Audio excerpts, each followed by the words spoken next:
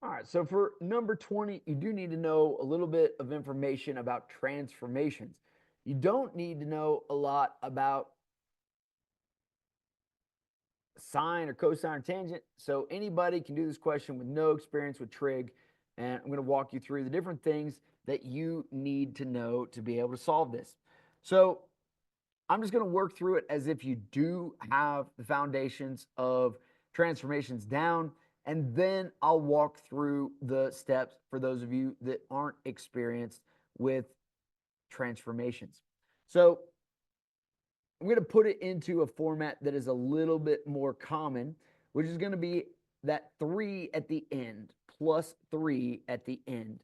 And that plus 3 just tells us how far up or down we're moving our identity. The other thing you need to know is that the coefficient of the sine is going to be the amplitude. The amplitude is just how high up or down it's going to go. So it's going to go up 5 and then down 5 and then up 5 and then down 5. So if it was just a traditional sine function and it was hovering along the x-axis, it would go up to 5, down to negative 5, up to 5, down to negative 5.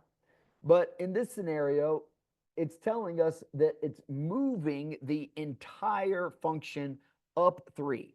And so since it was going up to 5 and down to negative 5, now it's going to go up to 8 and down to negative 2 because we just moved everything up 3. And so that is all that we need to be able to solve this. We know that we are going as low as negative 2 and as high as 8, which is answer H. All right, so let's just do a little bit more work on this for those that are unfamiliar with sine, cosine, tangent, and transformations and all that. We've got a great lesson on this, our trig lesson. It's a super fast lesson, 30 minutes, and you can learn the vast majority of the things you're going to see in the trig sections of the ACT without having any experience of trigonometry or pre-calc. So I'm just going to give you some basics from that lesson that pertain to this question. So y equals sine of x. So this is just a basic parent sine. And what you can know about this is it's going to go through the origin. If it was cosine, it would start up at 1 and then go down. And so these sines, they just go on forever. They keep going up and down, up and down. You don't need to know anything about what a sine is. You just know it goes up and down and up and down.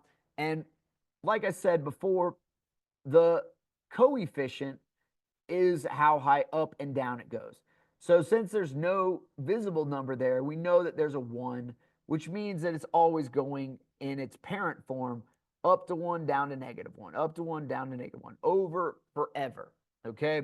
And so any number that we add at the end is going to, or subtract at the end, is going to determine the up or down transformation that occurs to this. So if we added 5 here, it would just move our entire sine of x, which is going up to 1, down to negative 1, it would move it up 5. So it would be going up to 6, down to 4, up to 6, down to 4, instead of what we have. And so it just takes the entire thing and moves it up 5. If it was minus 5 at the end, it would take the entire thing and move it down 5. Okay?